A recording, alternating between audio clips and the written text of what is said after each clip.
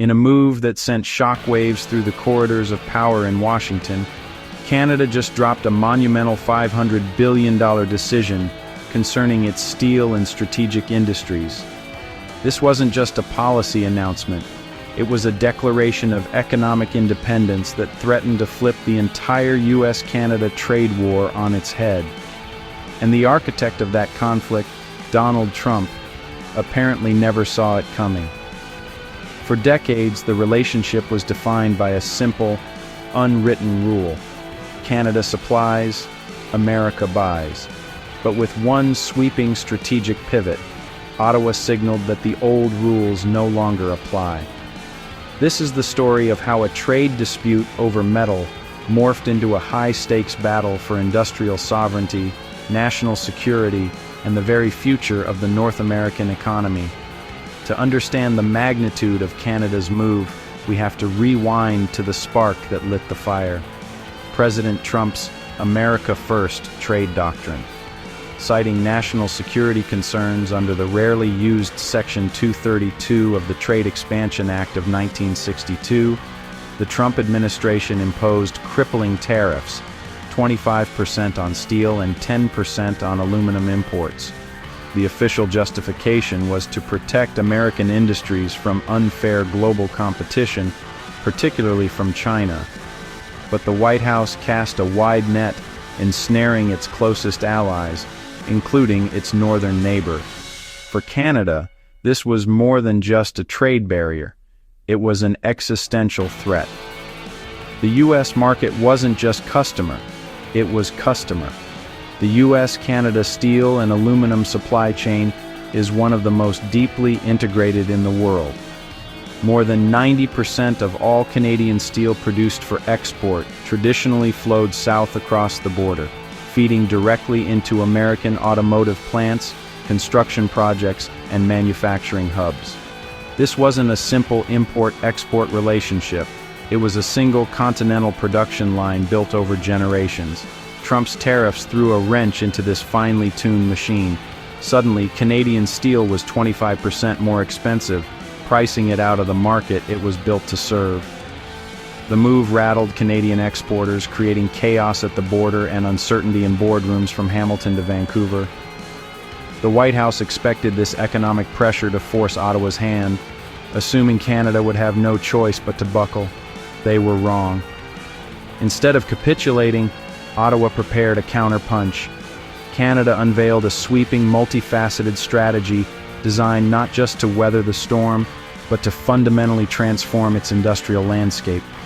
This is the core of the $500 billion decision. It's a combination of federal and provincial funding, private sector investment incentives, and robust defensive trade measures. First, Ottawa implemented its own retaliatory tariffs on U.S. goods and tightened import quotas to prevent foreign steel displaced from the U.S. market from being dumped into Canada. But the real game changer was the offensive strategy: a massive injection of capital through programs like the Strategic Innovation Fund. The goal was twofold.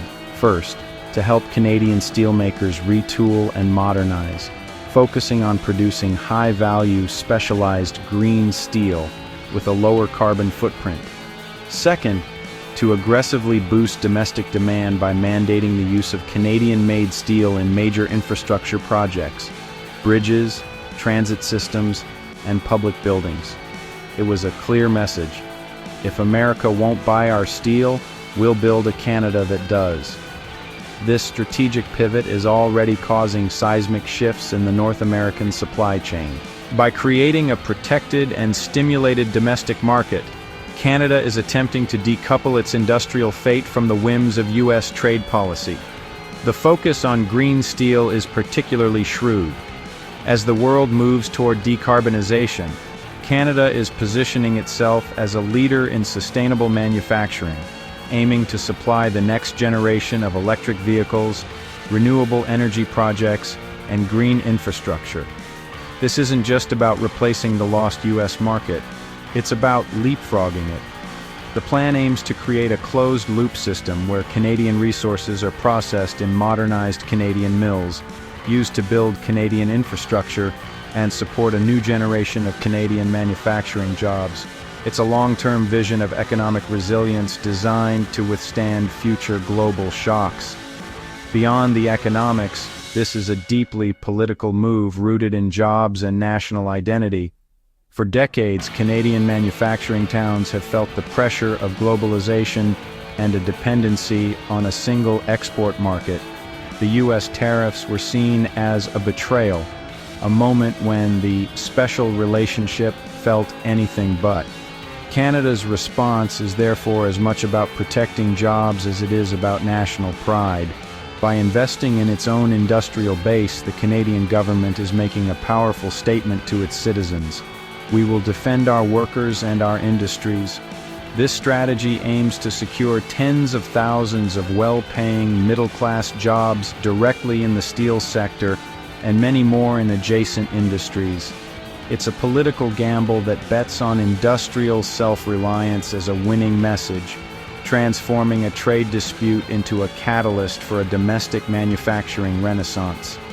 The implications of Canada's gambit extend far beyond its borders. If successful, it could completely backfire on the United States. First, it could lead to sustained instability in global steel prices as traditional trade patterns are redrawn. Second, it forces other U.S. allies to watch closely.